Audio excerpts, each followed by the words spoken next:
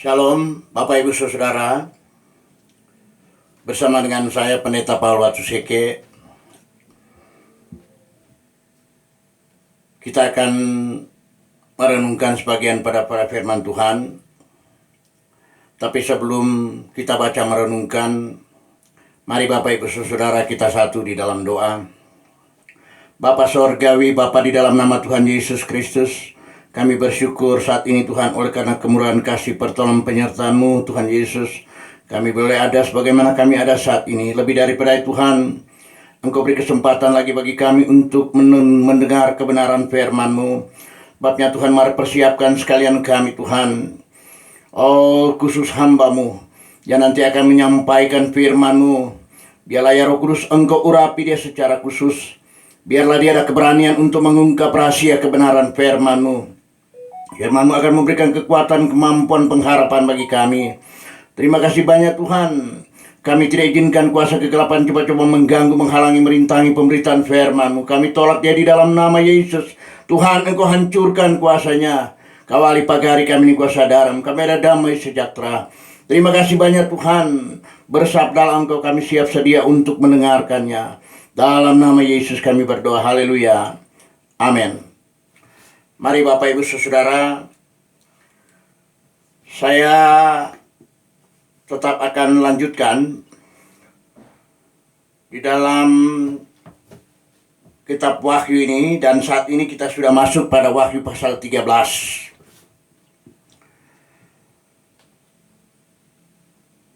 Saya akan membacakannya, dan Bapak Ibu, kita akan baca dalam Wahyu pasal 13 ayat 1 sampai 18. Tapi kita baca saja satu ayat, yaitu ayat 1 sebagai bagian pertama. Karena pembacaan ini saya bagi dalam 5 bagian. Dan bagian pertama pada ayat yang pertama atau ayat 1. Mari Bapak Ibu Saudara ikuti pembacaan saya. Binatang yang keluar dari dalam laut. Lalu aku melihat seekor binatang keluar dari dalam laut, bertanduk 10 dan berkepala 7. Dan di atas tanduk-tanduknya terdapat 10 mahkota. Dan pada kepalanya tertulis nama-nama hujat. Demikian ayat pertama, bagian pertama ini. Bapak Ibu Saudara, kita sudah membaca bahwa di dalam ayat pertama ini dia bicara soal, atau Yohanes melihat seekor binatang keluar dari dalam laut, bertanduk 10 dan berkepala 7. Dan kita lihat bahwa Bapak Ibu Saudara, saya tidak pernah menemukan binatang yang berkepala 10 dan bertanduk 10 dan berkepala 7. Sepertinya ini tidak ada. Karena dia tidak ada, ini merupakan simbol, atau ya boleh dikata dia hanya simbol saja. Jadi binatang ini sebagai simbol itu atau sebagai lambang daripada seorang raja atau kerajaan. Dan kita lihat bahwa kalau ini adalah kerajaan, ini adalah kerajaan Romawi.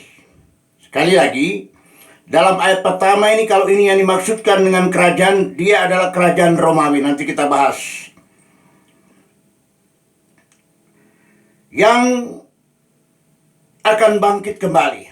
Jadi nanti pada masa depan, pada masa tribulasi, nanti ada kerajaan yang akan muncul. Dan kita lihat bahwa yang dimaksudkan dengan kerajaan yang akan bangkit kembali ini adalah kerajaan Romawi itu. Dan kita lihat bahwa itulah yang dimaksud dengan Uni Eropa.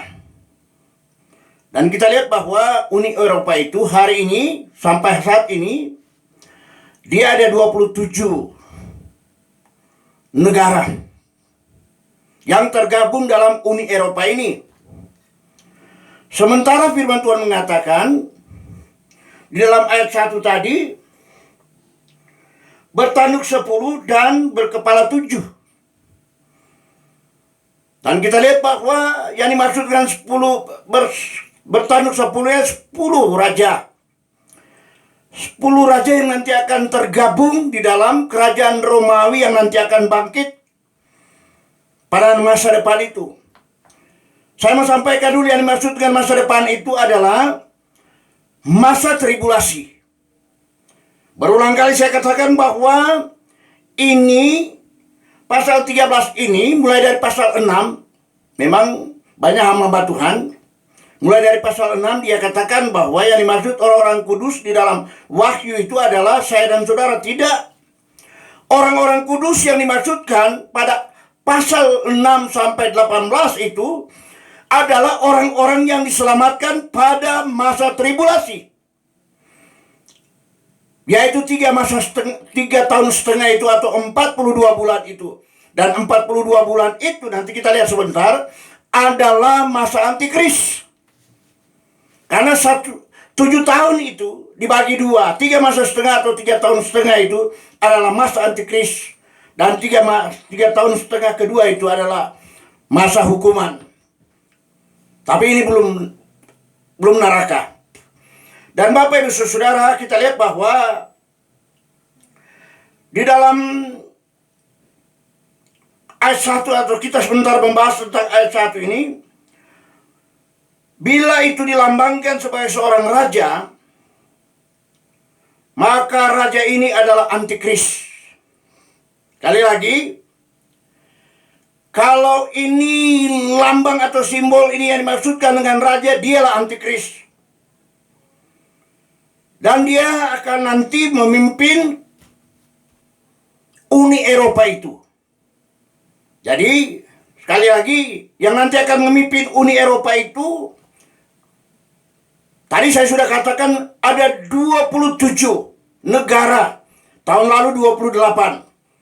Tapi begitu Inggris keluar, atau apa yang kita kenal tahun yang lalu bahwa Brexit itu adalah Britania Raya exit atau keluar dari Uni Eropa. Mungkin Bapak Ibu Saudara berkata bahwa mana mungkin 27 sekarang negara itu nanti dia akan menjadi 10 negara kecil atau 10 tanduk itu yang nanti akan dipimpin oleh antikris. Dan itu nanti akan berlaku pada masa tribulasi. Kalau saya dan saudara sudah diangkat ke sorga, maka dunia ini akan dipimpin oleh apa yang dinamakan dengan antikris atau binatang itu. Kalau orang baca binatang pada pasal 13 ini, dia adalah antikris. Bapak Ibu Saudara, kita lihat bahwa antikris ini yang akan memimpin Uni Eropa ini. Dan dia tentunya akan menjadi seorang diktator dunia. Karena dia akan menguasai dan memimpin dunia ini. Dan Bapak Ibu Saudara bahwa hal ini, kali lagi, nanti akan terjadi pada masa depan. Begitu saya dan saudara sudah diangkat ke sorga. Ini sangat prinsip. Sebab itu saya sedikit kesel mendengar hamba Tuhan menjelaskan mulai dari pasal 6 itu katanya nanti akan dialami oleh saya dan saudara. Tidak. Tuhan kita tidak akan membawa kita pada apa yang disebut dengan pencobaan besar itu. Dan masa tribulasi adalah pencobaan besar. Selalu saya katakan, engkau masih ada kesempatan untuk diselamatkan pada masa tribulasi. Dan engkau akan membayar dengan darah sendiri. Konsekuensinya Anda atau saudara akan dibunuh oleh antikris. Babnya selalu diingatkan, marilah kita taat setia pada hari-hari terakhir ini, mempersiapkan jiwa kita, gereja Tuhan, supaya manakala Yesus turun dari sorga di awan-awan, Dia akan menjemput saya dan saudara.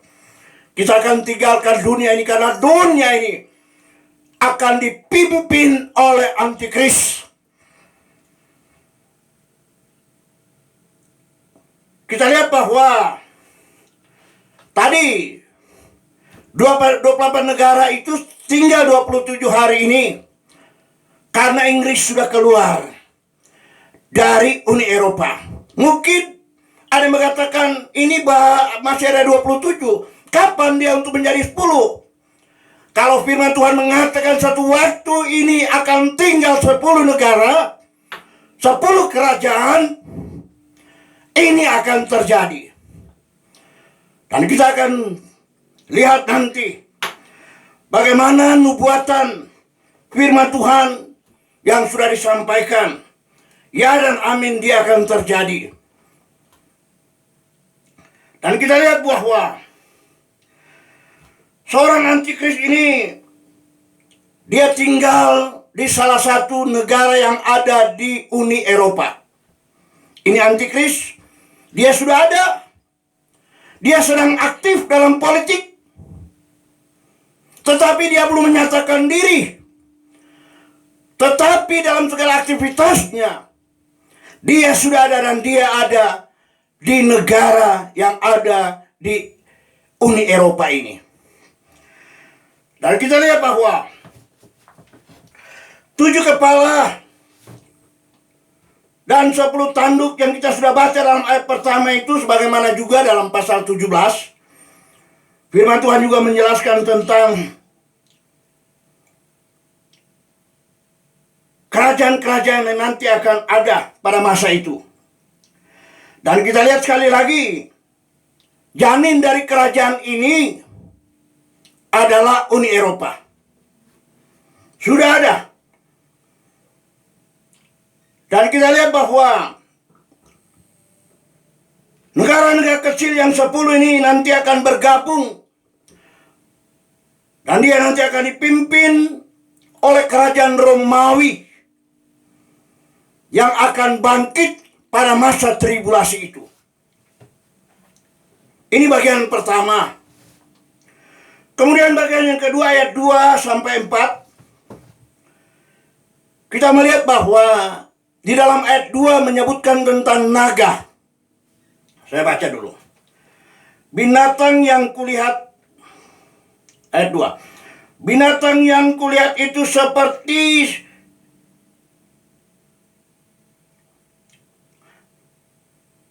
kulihat itu serupa dengan macan tutul, dan kakinya seperti kaki beruang, dan mulutnya seperti mulut singa. Dan naga itu memberikan kepadanya kekuasaan, kekuatan dan takhta dan kekuasaan yang besar. Jadi naga ini adalah iblis. Sekali lagi, iblis akan menitis pada antikris. Dan antikris itu adalah manusia, dia adalah seorang. Dan dia akan iblis akan menitis. Dikatakan oleh firman Tuhan tadi dalam kalimat terakhir, dalam ayat kedua tadi, dia akan memberikan takhta dan kekuasaan yang besar kepada binatang itu atau antikris itu. Ini yang kedua, ayat 2.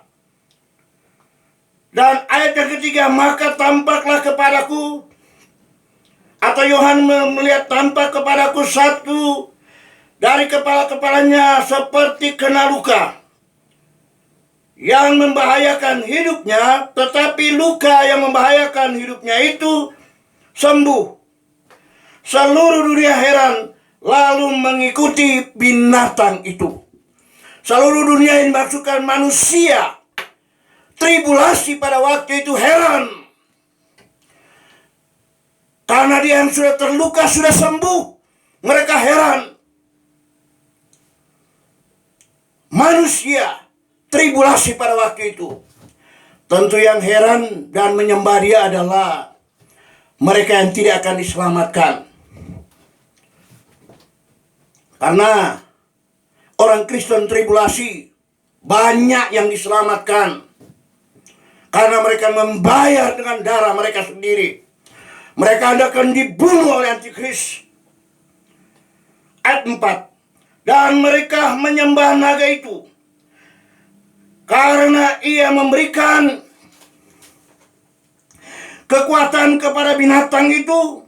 Dan mereka menyembah binatang itu sambil berkata, siapakah yang sama seperti binatang ini?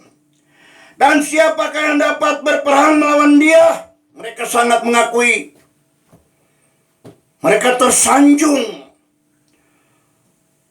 Tadinya dia ada luka parah tetapi dia sudah sembuh. Sehingga mereka mengatakan bahwa siapa yang dapat melawan dia? Mereka menyembah dia.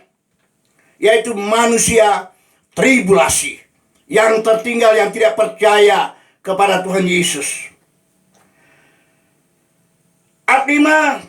Dan kepada binatang itu diberikan mulut yang penuh kesombongan dan hujat. Kepadanya diberikan juga kuasa untuk melakukannya 42 bulan lamanya. Ini 42 bulan namanya artinya itu 3 masa setengah, 3 tahun setengah. Mungkin kalau saya bertanya, karena banyak hamba Tuhan mengatakan itu sudah dan ini akhir sama. Tidak. 3 masa setengah itu 42 bulan itu nanti akan terjadi pada masa tribulasi. Dan itu adalah masa Antikris. Dan binatang ini diberikan kuasa, kekuatan oleh naga, yaitu iblis itu sendiri. Bapak Ibu Saudara, kita lihat bahwa hal ini tentunya menjadi perhatian khusus bagi saya dan saudara.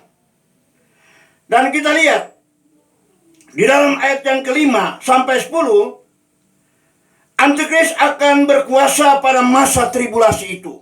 Coba saya baca dulu ayat 5 sampai 10. Oh sorry. Ya.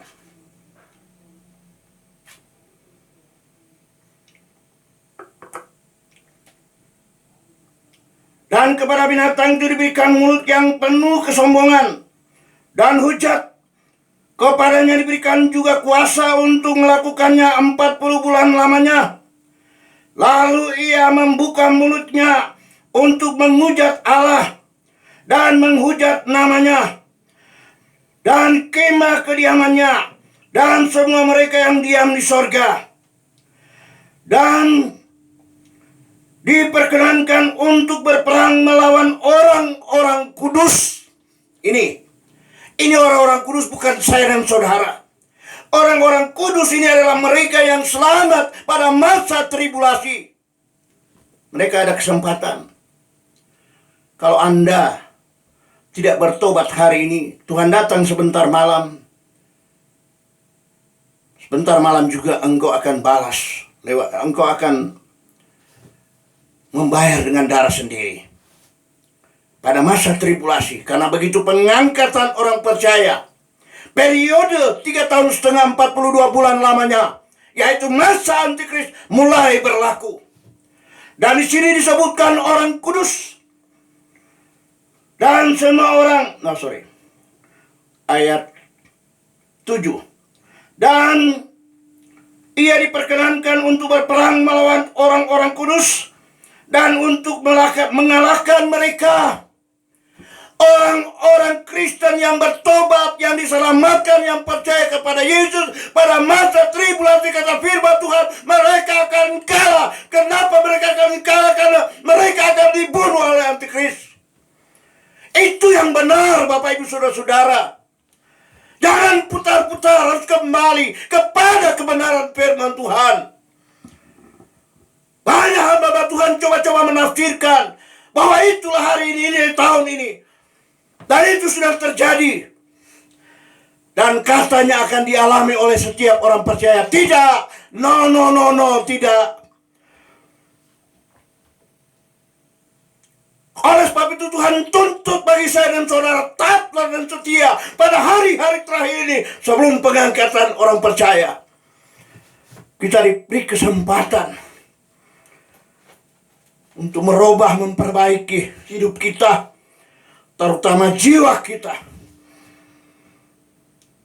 Dan yang ke-8, ayat 8. Dan semua orang yang diam di atas bumi akan menyembahnya, yaitu setiap orang yang namanya tidak tertulis sejak dunia dijadikan di dalam kitab kehidupan dari anak domba yang telah disembelih. Mereka akan menyembah Dia, yaitu mereka yang tidak percaya kepada Yesus. Bagaimana ayat 8 tadi, bahwa mereka tidak percaya kepada anak domba itu, yaitu Yesus Kristus, yang sudah disembelih di kayu salib, menebus segala dosa kita. Tapi kita tidak gunakan. Tapi kita masa bodoh, acuh tak acuh dengan pengorbanan Yesus. Masa bodoh. Dan itulah yang terjadi. Dan kemudian bagian yang ketiga, ayat 11 dan 15. Disebutkan di sini ada binatang yang keluar dari dalam bumi. Tadi dari dalam laut. Saya baca dulu.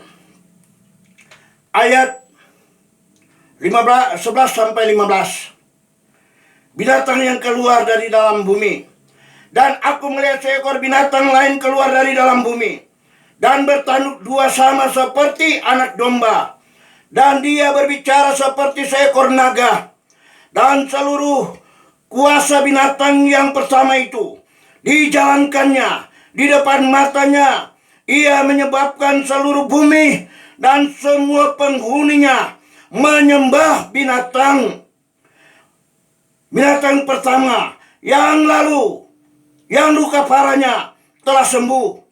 Dan ia mengadakan tanda-tanda yang dahsyat.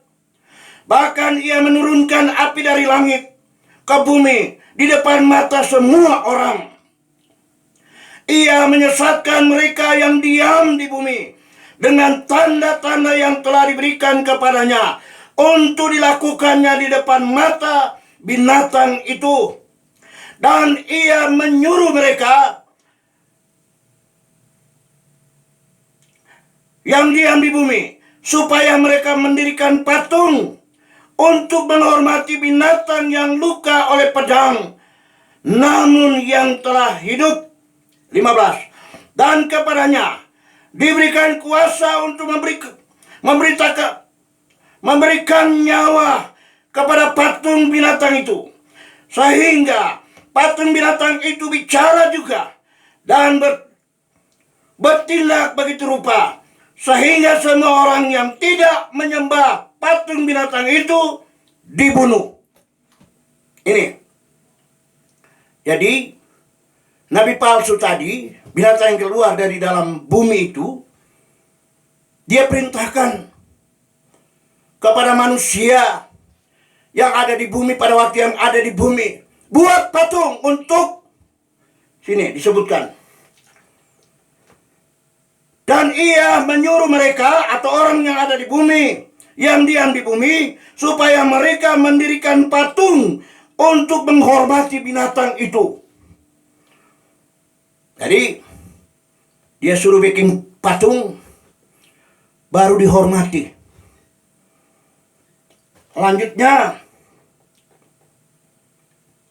mendirikan patung untuk menghormati binatang yang luka oleh pedang, namun ia telah sembuh. Ayat 15. Dan kepadanya diberikan kuasa untuk memberikan nyawa kepada patung itu, kepada patung binatang itu, dan berbicara juga dan bertindak begitu rupa. Bapak Ibu Saudara, patung yang kita buat sekarang bisu. Orang Manado bilang wowo, patung yang orang baking sekarang. Tapi patung yang disuruh oleh nabi palsu itu untuk membuat patung itu, pertama menghormati, kemudian disembah. Siapa yang tidak menyembah patung itu, kata firman Tuhan bagaimana yang kita baca tadi, akan dibunuh. Sebab itu orang-orang percaya pada masa tribulasi tidak mau menyembah patung itu. Karena patung itu adalah binatang itu, yaitu antikris. Ini kata firman Tuhan, patung itu nanti akan berbicara sesudah diberi nyawa kepadanya. Dan kemudian disembah. Orang kalau tanyakan, kenapa bikin patung? Oh, mau menghormati, mau mengingat sejarah, oh untuk mengenang kembali dan lain sebagainya. Berbagai alasan yang dilakukan oleh manusia untuk membuat patung. Tapi patung itu adalah patung, orang Manado bilang patung woro, bisu. Dia tidak bisa berbicara. Tapi patung pada masa depan itu, pada masa antikris, dia dikatakan diberi nyawa dan dia berbicara juga. Saya baca sekali lagi.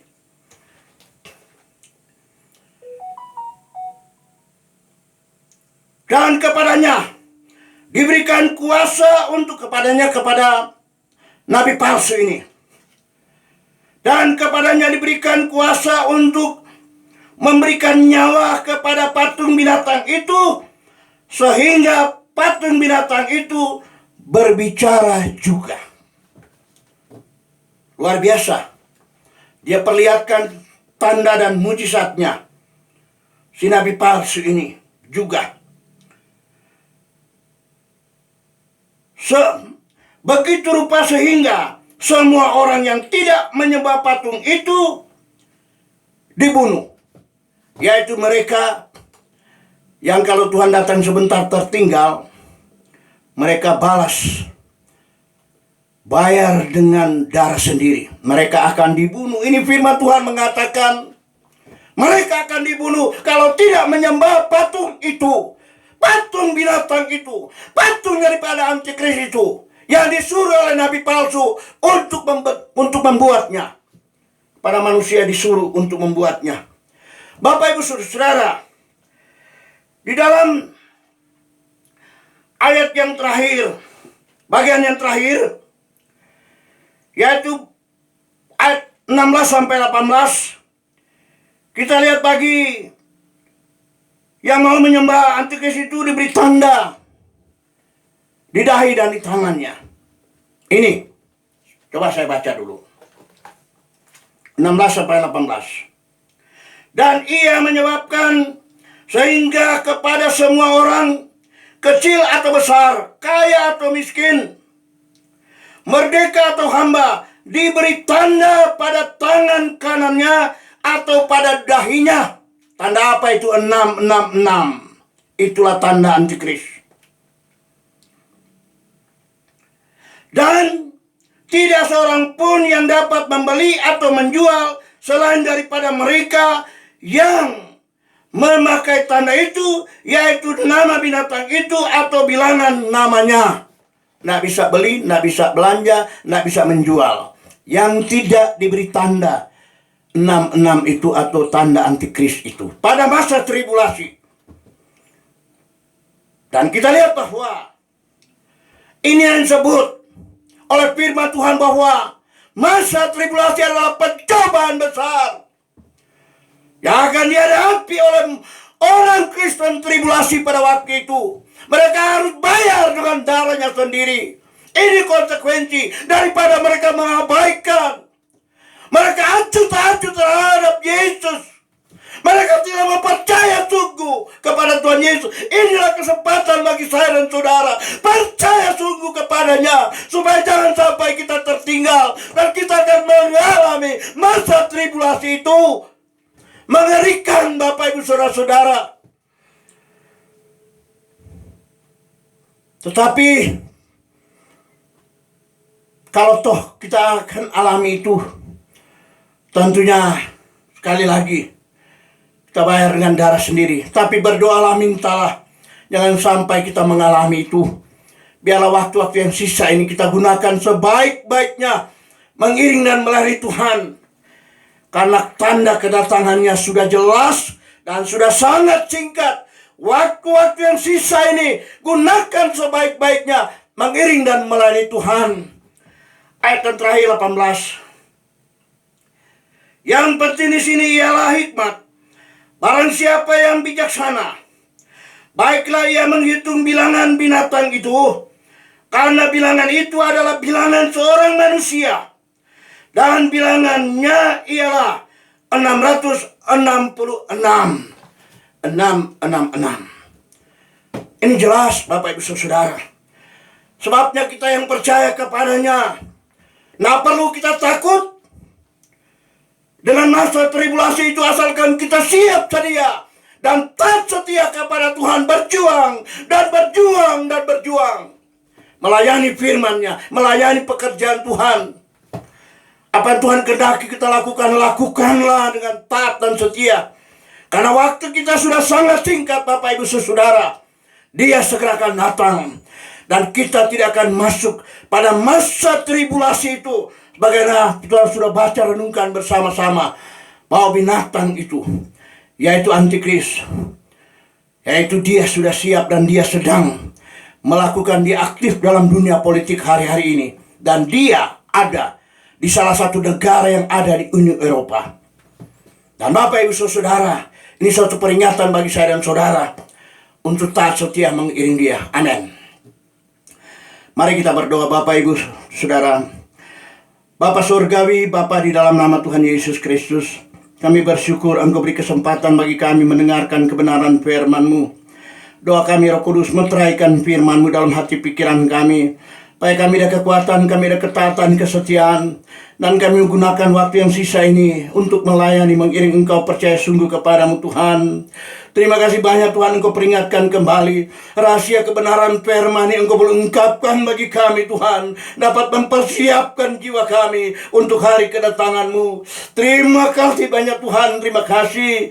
Oh, siap pendengar yang sudah mengikuti firman-Mu pada malam hari ini, Engkau kembalikan berkat bagi mereka Tuhan. Siapapun mereka, saudara-saudara kami, biar lewat firman malam hari dapat memberikan kekuatan, pengharapan, dan hidup kekal bersama dengan Engkau. Terima kasih banyak Tuhan, terima kasih atas firman-Mu. Inilah menjadi doa permohonan serta ucapan syukur kami. Kami sampaikan hanya di dalam nama Yesus, Tuhan Juru Selamat, kekasih jiwa kami. Haleluya, haleluya. Amin, amin, amin.